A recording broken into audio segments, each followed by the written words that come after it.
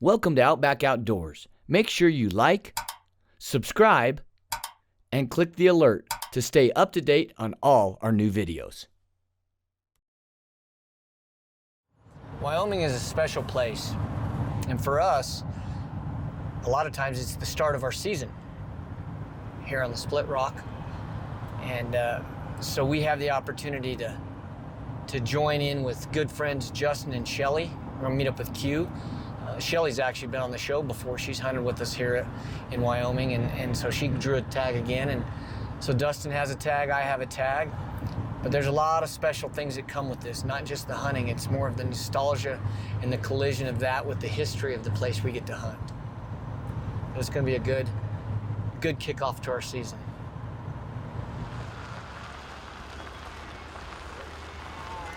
We are here.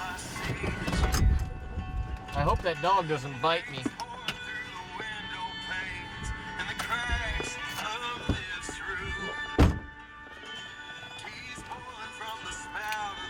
I get out and that dog comes running, I'm gonna jump right back in.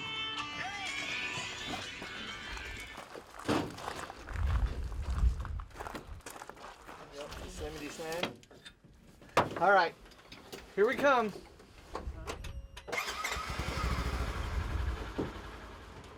Let's put this down so you can get up in there, little buddy. Oh, okay. I'm Yeti. I'm Yeti. Where we go? We're going inside because we got a trip. Yeah. Go hard.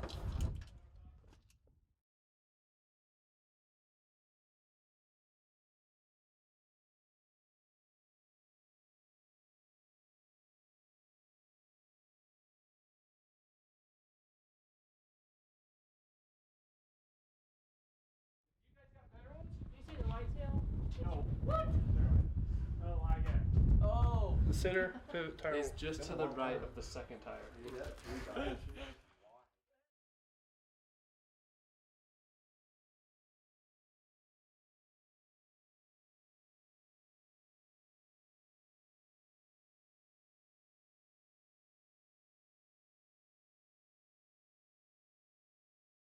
The cool part about this ranch, I mean, it's been around for years and years and years. It was originally owned by a guy named Doc Baker, who was a huge cattle operation ranch, and then he sold the ranch to Dallas Horton, close friend or close guy to all of us in Colorado from CSU. It was a professor there, really known well for making a lot of the pharmaceuticals in the cattle industry.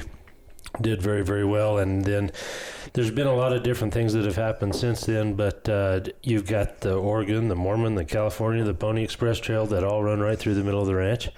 So you can go clear back to the early days of settlers and immigrants coming through this country and traveling to Salt Lake City with hand carts and things and walk right down those same paths that they did, carrying rawhide hand carts through this country, to the Pony Express. We've stopped at the Pony Express stations in a couple of different places and filmed different things over the years.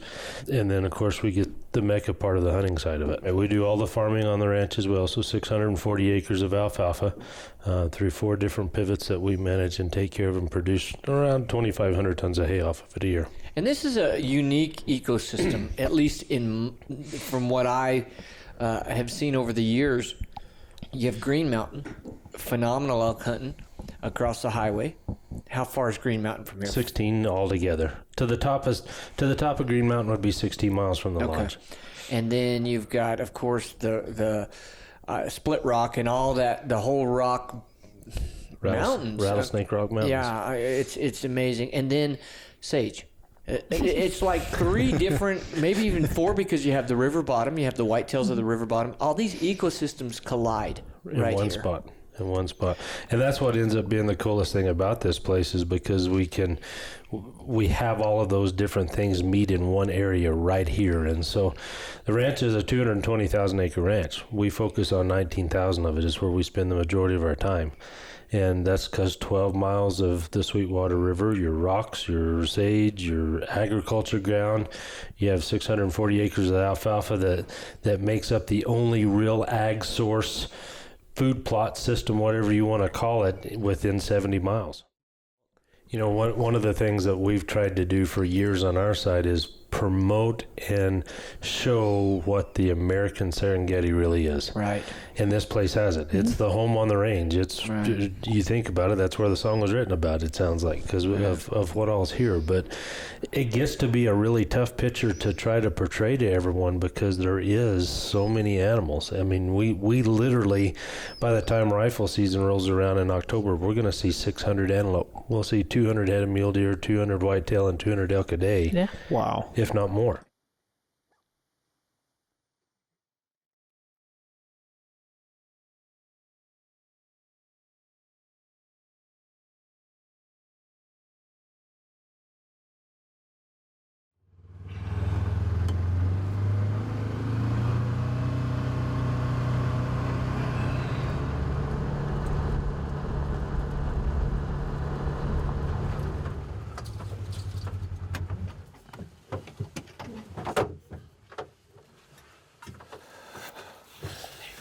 All right, let's get our stuff, go get up there, get some glass on some country, make a plan, have a chance to kill a buck.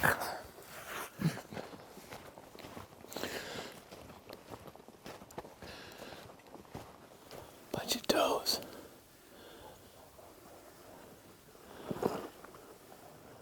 Imagine, for those people who haven't been here, imagine a sagebrush high desert. Mm-hmm. In the distance, you have Green Mountain, so of course it's a mountain. Yeah. And then you come over a sagebrush, rolling hills, and all of a sudden there's a river bottom with 4 big pivots of alfalfa. It's like the motherland, right? And so what we're doing is spotting deer coming to and from either the river, if they're a lot of times the whitetails they won't go 200 yards off the pivot alfalfa, where the mule deer might go 2 miles. Right.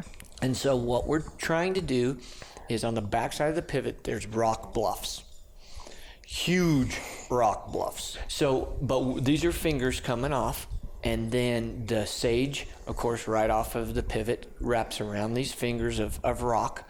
You're going to find cedars, you're going to find yuccas, cactus, cottonwoods in some of the draws. So it's a collision of 3 or 4 ecosystems. Right.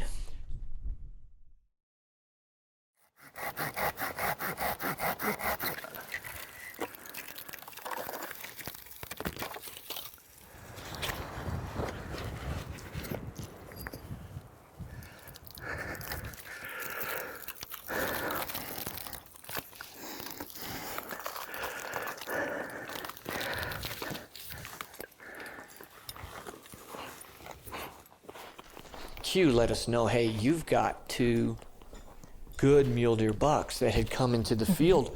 I think you guys said, didn't they come right by where we parked the truck? They did. They actually came towards the truck and kind of stood there a little bit spooked. They didn't blow out or do anything. They just kind of skirted around the truck like it was in their way. Right. So then we figure out, look back, and they're on the edge of the field. And communication is extremely important, especially when you're hunting big country. And a lot of people see that where it's legal, we use 2-way radios.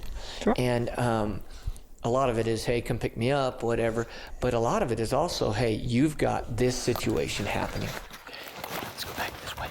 We're going to need to close the distance. I have a feeling.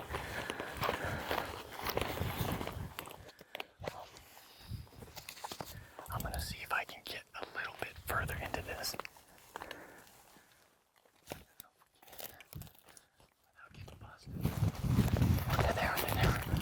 Come on.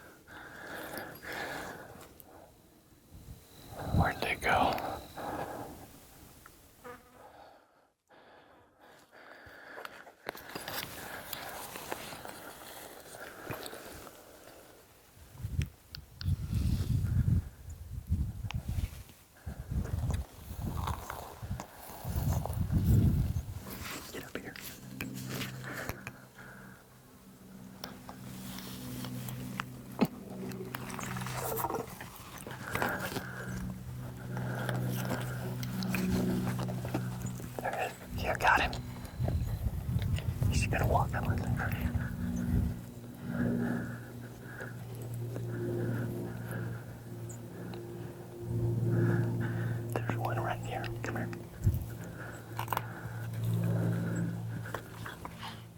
Dang it.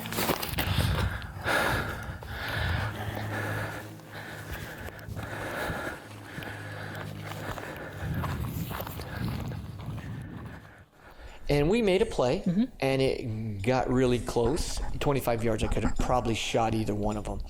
And unfortunately, Garrett was running camera, and he didn't have the angle. And Yeah. we do this for the adventure, for capturing the adventure, and so I didn't shoot. They weren't having a whole lot more of that, Yeah. and they moved off. Yeah, then they came to see us, which we got set up the way that we were set up for the whitetail, because that was pretty much the only way they could come through those rocks. And Justin moved. I was sitting there basically with my back to them, but a big rock between them and us, so they couldn't see me at all. And they came right up the path that those whitetail did. And there again, I think our wind swirled, because they stopped dead in their tracks before I even got eyes on them, and turned around and got out of there. Yeah. But we determined that those were the lucky bucks of the day, because I think pretty much everybody saw them. But Oh, here comes one. Here comes the big one.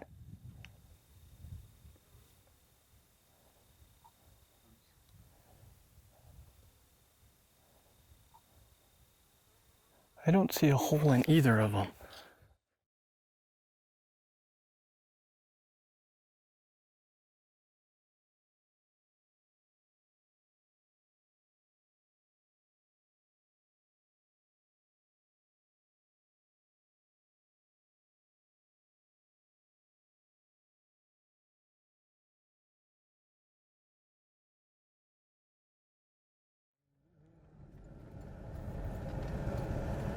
This ought to be good. Tonight is what we like to refer to as an ambush night. And with ambush night, we're setting ourselves up we know the pattern of where these animals come into feed.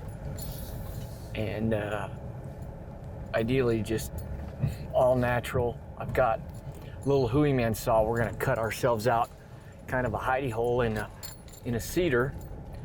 And then, but we are also gonna plan on being, if we have to, stay mobile, because we're not exactly sure the exact point that these animals come out. And we'll be surrounded by some really tall sage, so we should be able to move laterally. And we have the wind, well, really good for this type of a play. So we'll see what happens.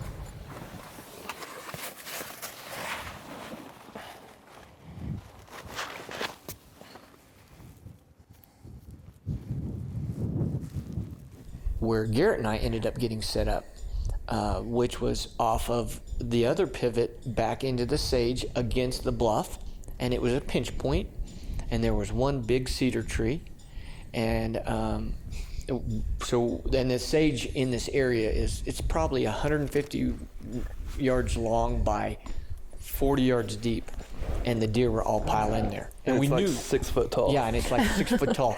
And we knew that if we could get in there, those deer were going to come back that same way, and we were going to be able to ambush them. But we knew we also had the ability to stay mobile through that sage, that if we could see them far enough back coming in, we could move laterally.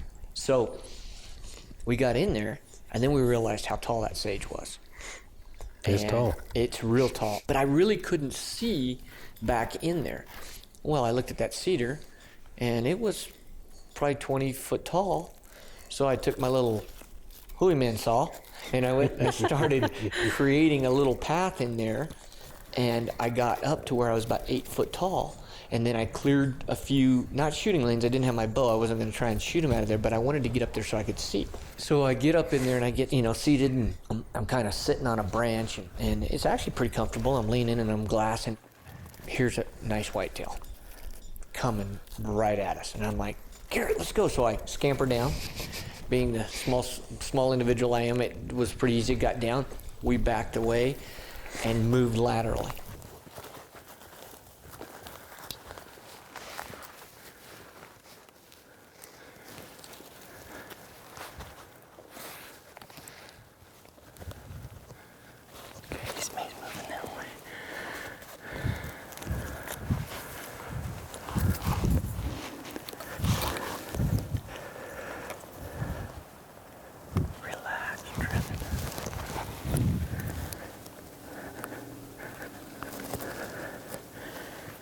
But the whitetail came through, and it was 75 yards.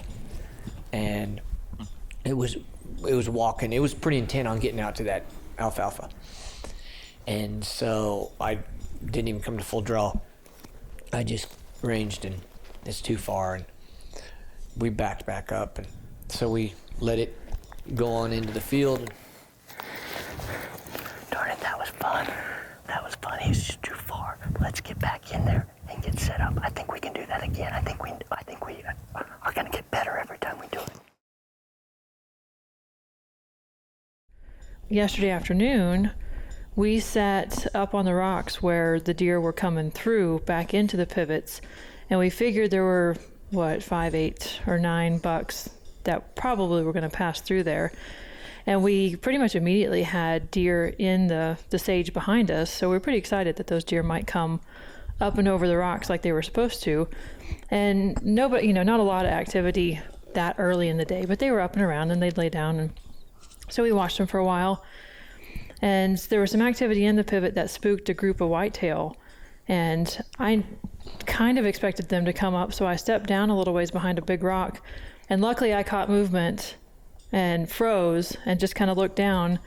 About the time the first whitetail buck pops up from behind the rock at 10 yards maybe, and all 5 of those whitetail walked right past me at no less than 6 yards, just filed right past.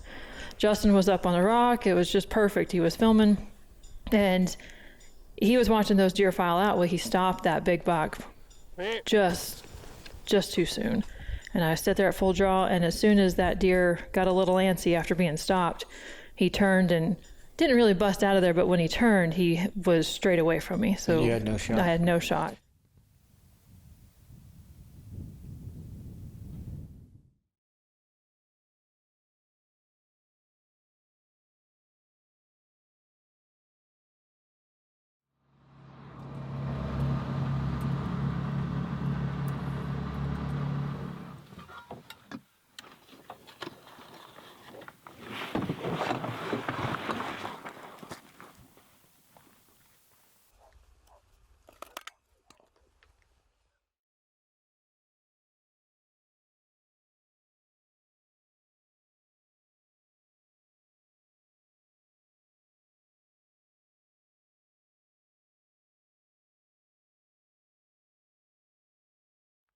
Okay.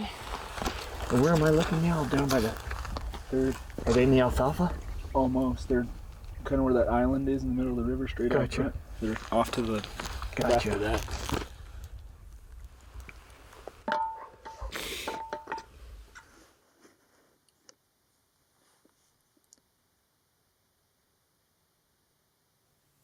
Where's my big 3-point?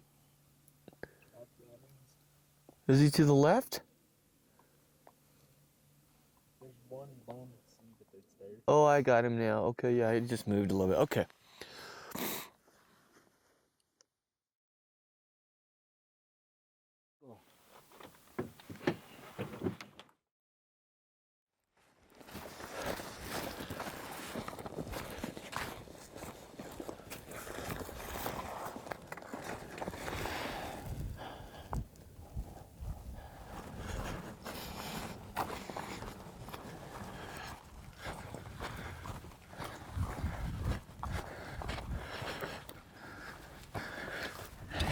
Let's just drop our packs here, and we'll come back and get them.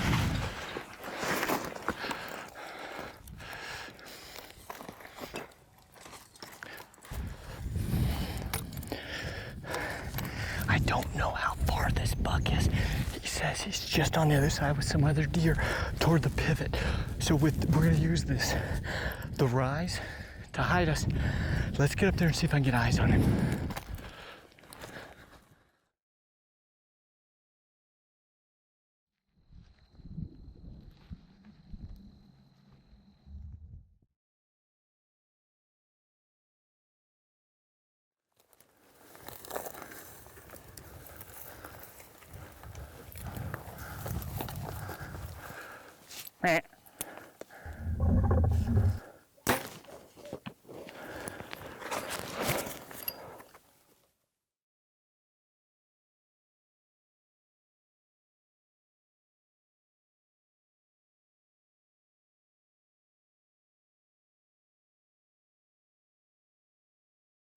Thank you. Thank you for another great adventure here on the Split Rock.